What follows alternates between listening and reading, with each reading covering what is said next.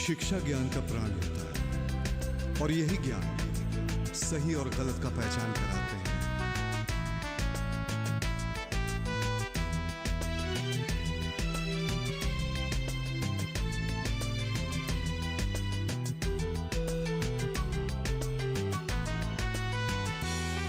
इस धरती माँ का ही पुत्र मैं, किस कारण करूं हाहाकार। छुपा है सारे हुनर मुझ में, किससे करूं सपने साकार। मातृभूमि की मिट्टी मुझे पुकारे हर बार। शिक्षा दीक्षा किस काम के, जब घर को ही करो इनकार।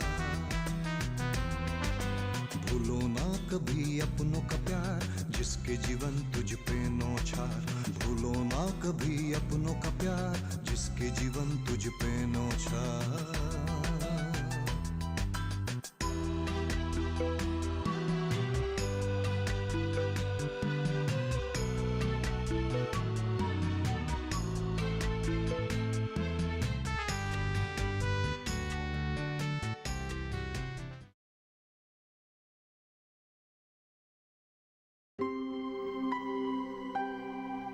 बैठ। क्या हुआ? आखिर वो दिन आ ही गया और कुछ महीने बाद हम कौन कहाँ कैसे रहेंगे किसी को पता नहीं। सच में दोस्त, जब भी ये बात सोचता हूँ मेरा मन उदास हो जाता है। इसीलिए तो हमारे ऋषि मुनियों ने 4 आश्रम बनाए थे और शक्ति से उसे समाज में लागू भी किए थे। तो तू क्या बनेगा, ऋषि मुनि या सरपंच? देखो, जिंदगी और जिम्मेदारी, परिस्थिति और जज्बात अलग अलग होती है। बस हमने जितने समय एक साथ बिताए हैं वही हमारे जीवन में प्राण डालते रहेंगे। जरूरी नहीं कि हम सदा एक साथ ही रहे। हाँ, तू तो बड़ा प्रैक्टिकल बंदा निकला। अपने जिम्मेदारियों के खातिर विश्व सुंदरी, मेरा मतलब है विश्वविद्यालय सुंदरी प्रज्ञा बरुआ के प्यार को भी ठुकरा रहे हो। देखो, मुझे कुछ पता नहीं कि भविष्य में क्या है, लेकिन मैं पिताजी को दिए हुए वचन को पूरा करना चाहता हूँ और मेरे गांव वालों के लिए कुछ करना चाहता हूँ। अच्छा, तेरे गांव में स्कूल या कॉलेज है कि नहीं? है ना, क्यों नहीं। वहाँ टेट क्वालिफाइड टीचर्स पढ़ाते हैं और अभी तो हमारे गांव में एक जूनियर कॉलेज खोलने की भी बात चल रही है। हाँ, तो उसी में तुम टीचिंग करो। देखो, अगर हमारी खानदानी व्यापार ठीक तरह से चलता है तो मैं अपनी शिक्षा को साक्षी मानकर एक बात कहता हूँ। कौन सी बात है भाई? मैं गांव की कॉलेज में मुफ्त पाठदान करूंगा। मान गया तू और तेरा विचार। मुझे तो पूरा यकीन है ये बहुत आगे जाएगा। मेरे दोस्त, अब चले? चल।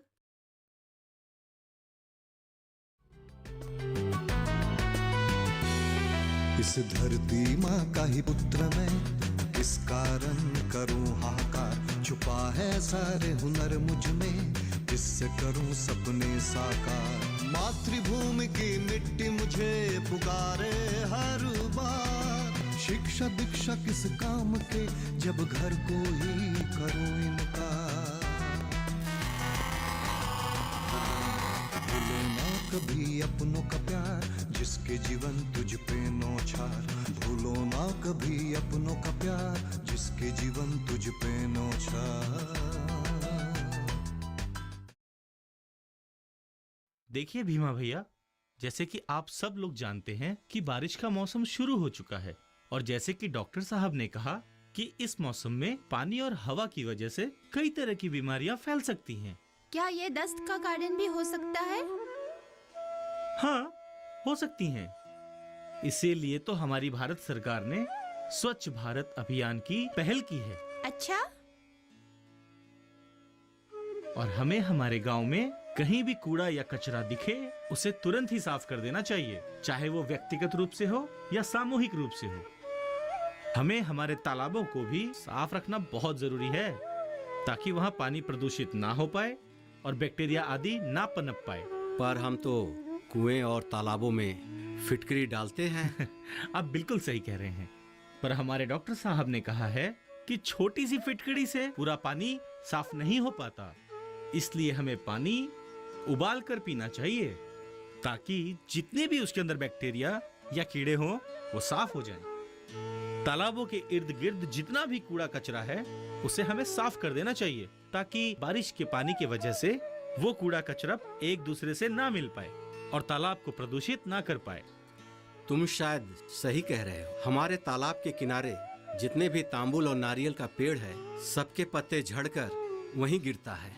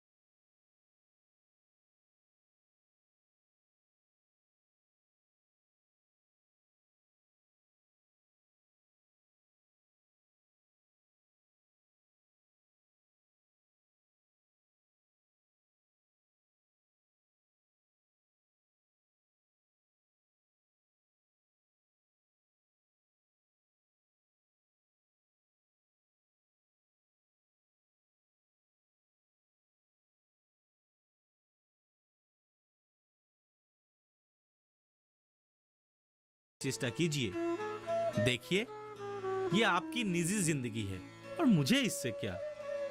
मैं तो इसीलिए आप सबको बता रहा था, अपना जो महाजन का बेटा है रक्तिम, वो शहर में रह रहा है और वो इस बार जब गांव में आया था उसने मुझे ये सब बातें बताई और मुझे ये सब सुनकर बहुत अच्छा लगा और मैंने चाहा कि आप सबके साथ मैं ये शेयर करूं।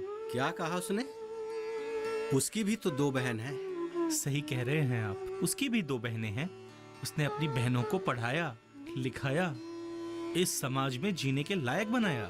आज देखो कि उसकी दोनों बहनें दुनिया को सही राह दिखा रही हैं। पढ़ाई करने का नतीजा देखा ना आपने, तो इसलिए अपनी बेटियों को पढ़ाइए, उन्हें नजरअंदाज कभी मत कीजिए। और हाँ, एक बात और ध्यान रखिए, लड़कियों के साथ किसी भी तरह की जोर जबरदस्ती या फिर जुर्म या उन्हें सुविधाओं से कोई वंचित करे तो उन्हें कानूनी सजा भी मिल सकती है।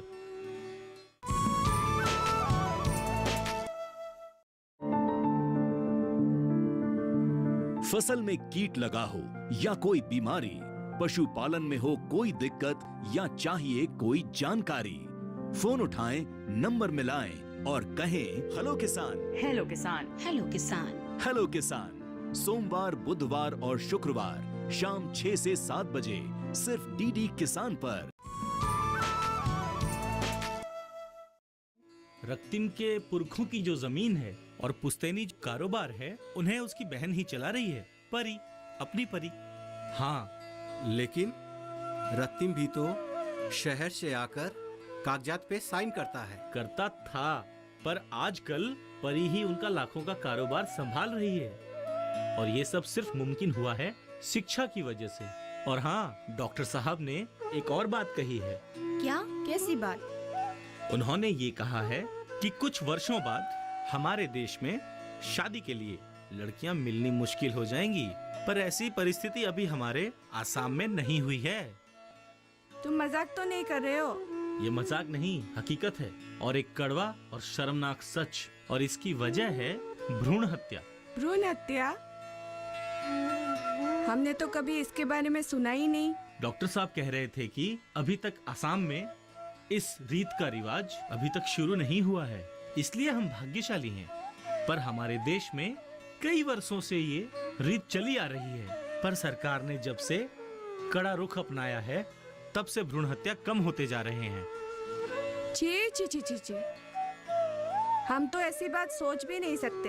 हमारे लिए लड़कियां माँ है, बेटी है, देवी है।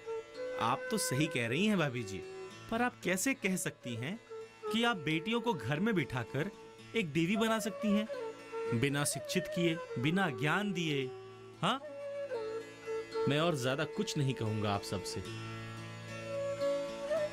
पर आप लड़कियों को लड़कों के बराबर सम्मान दीजिए, उन्हें आदर करें, उन्हें शिक्षित करें, तभी देश बढ़ेगा। हम बढ़ेंगे, हमारा गांव बढ़ेगा। अच्छा तो ठीक है, अब विदाई लेते हैं। मुझे नहीं लगता कि अब डॉक्टर साहब आएंगे। जी नमस्कार। हो गया। नहीं कुछ नहीं। तो क्या करें अभी? बस कुछ महीने और फिर इस कैंपस को बाय बाय। तो तुम दिल्ली चली जाओगी ना? हाँ। लेकिन मुझे तो अदिति कभी नहीं छोड़ेगी। क्यों? अरे यार, ये बेचारा और किस किस को समझाता फिरेगा। अदिति घर की एक लौती औलाद है। उसके पापा के कमाए हुए इतने सारे रुपए, जमीन जायदाद के रखवाली कौन करेगा? यदि ये चले गए तो रखवाली कौन करेगा? इसको ही करना पड़ेगा ना, है ना अरूप? तू मेरा मजाक उड़ा रहे हो या फिर जानकारी दे रहे हो? अरे वाह, ये तो सोने पे सुहागा हो गया यार। कंग्रेट्स। Thank you. और तू भी बता दे रक्तिम, तेरा इरादा क्या है? वही गांव वापस, वही जाके देखते हैं क्या होता है।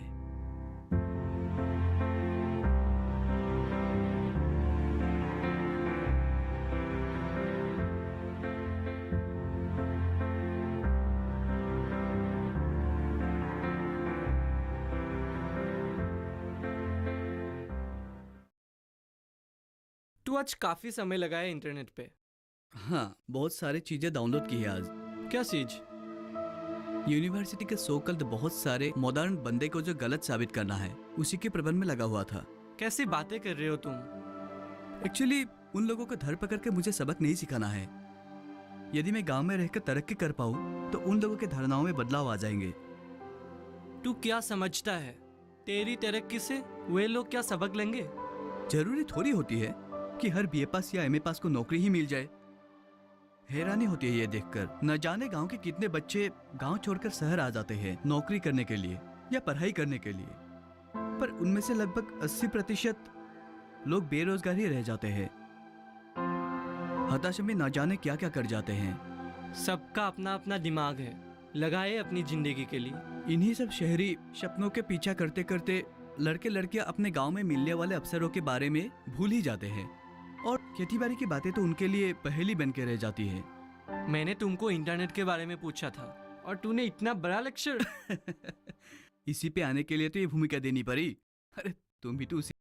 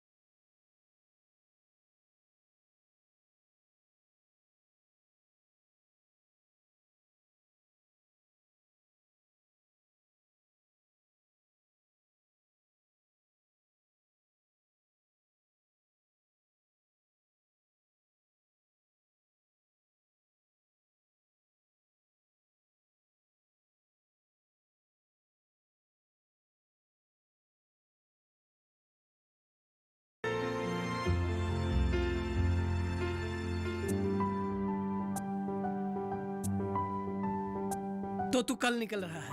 हाँ यार, कल तो मुझे जाना है। अच्छा, तो जाके वही पहले स्कूल में काम करोगे?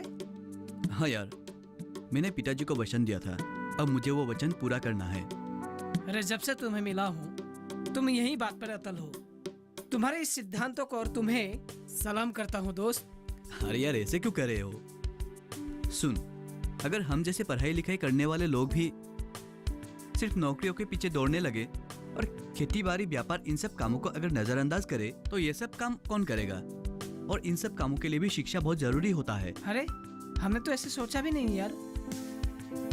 हाँ यार, अगर शिक्षा हो तभी प्लानिंग करके इन कामों से मुनाफा कमा सकते हैं। तुम्हारे ये बातों को समझे बिना हम लोगों ने तुम्हें बहुत भला बुरा कहा, हमें माफ कर देना दोस्त। अरे कैसी बातें कर रहे हो यार, तुम लोग मेरे दोस्त हो, मैं क्या तुम लोगों को कभी बुरा मान सकता हूँ? हाँ, लेकिन कभी कभी ऐसी बातें मुझे भी चोट पहुंचाती थी। हाँ, लेकिन मुझे पूरा यकीन था कि ये सब बातें तुम लोग एक दिन जरूर समझ जाओगे, और देखो आज तो यही हुआ। तुम्हारे इन बातों को सुनकर मैं ये जोर देकर कह सकता हूँ, तुम्हारा तरक्की तो पक्का ही है, साथ में तुम्हारा घर का और हमारा देश का भी तरक्की पक्का है।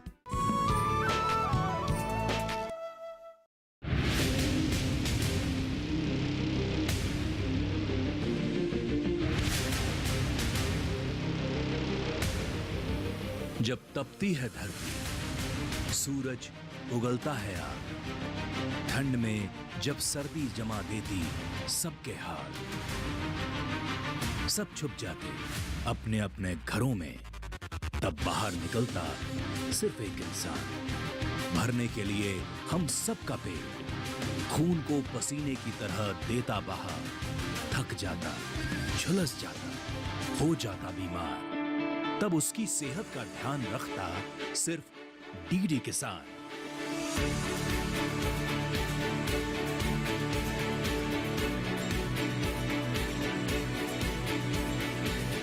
देखिए स्वस्थ किसान शनिवार शाम 6 बजे लाइव, सिर्फ दूरदर्शन किसान चैनल पर।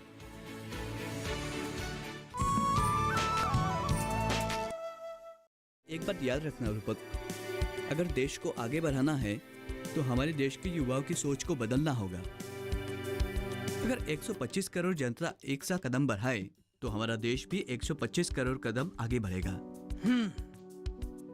मैं भी सोच रहा हूँ कि मैं भी अपना गांव चला जाऊँ और गांव चला जाके युवाओं को समझाऊंगा और सरकार द्वारा दी गई हर सुविधाओं को गांव वालों तक पहुँचाऊंगा और देश की इस उन्नति में हम भी हिस्सेदारी बने।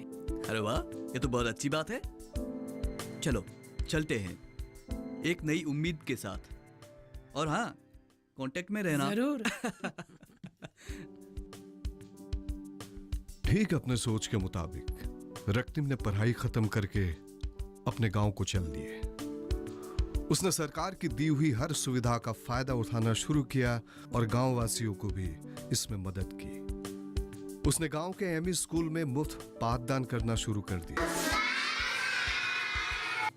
बैठो बैठो, ये रক্তিम सार है, आज से तुम लोगों को पढ़ाएंगे। अब आप क्लास लीजिए। तो बच्चे लोग सब ठीक है ना? तो मैं आप लोगों का नया सर हूँ, रক্তিम सर, रক্তিम बरुआ सर, ठीक है? मैं आप लोगों को आज से पढ़ाऊंगा, ठीक है? तो मैं आप लोगों को एक बात पूछता हूँ। ऐसे ही उसने खुद को और अपने गांव की हालत को जैसे भी हो सके सुधारने की कोशिश में लग गई। इसी दौरान एक दिन एमए का रिजल्ट आउट हुए। अरे रক্তিम, खुशखबरी है यार। हाँ रूपक, बता। हाँ, तू पूरी यूनिवर्सिटी में अव्वल आया है। क्या सच? हाँ यार, बाकियों का रिजल्ट बता। हाँ हाँ, हमारे बैच में सब पास। अरे यार, बहुत खुशी की बात है। हाँ हाँ यार, मिठाई तो बनती है। हाँ, मैं अभी रखता हूँ।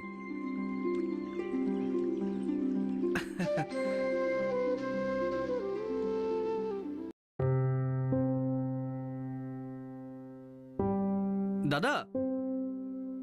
अरे रক্তিम, कैसे हो? मैं ठीक हूँ दादा। अच्छा दादा, अब गर्मियों की छुट्टियों में घर जाओगे? हाँ, सोच रहा हूँ। अब तो तुम्हारा रिजल्ट निकल ही गया है, तो क्या प्लानिंग है? दादा, मैं सोच रहा हूँ कि मैं डिस्टेंस एजुकेशन के तहत एमफिल का कोर्स कर लूँ। डिस्टेंस ही क्यों? देखिए दादा, मैंने गांव जाकर बहुत कष्ट उठाकर अपने व्यापार को एक रफ्तार दी है, और अब गांव वाले भी हमसे कई बातों में सुझाव मांगते हैं। तो मैं अब उन सबको छोड़कर लंबी अवधि के लिए दोबारा शहर नहीं आना चाहता। वाह भाई वाह, क्या सोच है। बिल्कुल सही प्लानिंग है। पहले एमफिल कर लो, तब तक हमारे कॉलेज में स्टूडेंट भी बढ़ेंगे और मांगे भी बढ़ने लगेंगे। तब हमें एक परमानेंट प्रोफेसर की जरूरत होगा। फिर तो तुम यहाँ की भागदौड़ संभाल पाओगे। ठीक है दादा, मैं जरूर कोशिश करूंगा। ठीक है, ठीक है, ठीक है। चलो।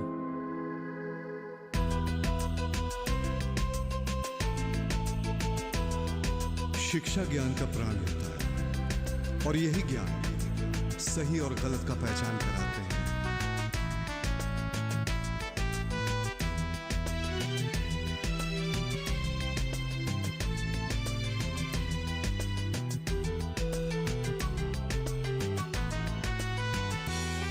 इस धरती माँ का ही पुत्र मैं, किस कारण करूं हाहाकार। छुपा है सारे हुनर मुझ में, किससे करूं सपने साकार। मातृभूमि की मिट्टी मुझे पुकारे हर बार। शिक्षा दीक्षा किस काम के, जब घर को ही करो इनकार।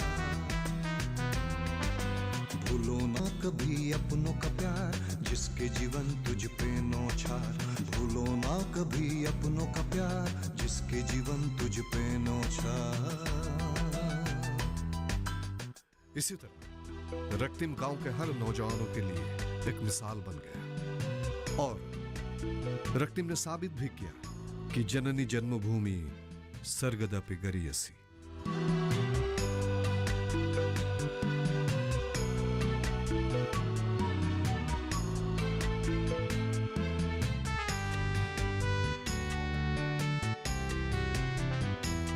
ये उम्र बड़ी नाजुक है, जो संभले वो संभल जाए। जो फिसले वो उठ ना पाए। ये बात है 100 बातों में, जो फिसले वो उठ ना पाए।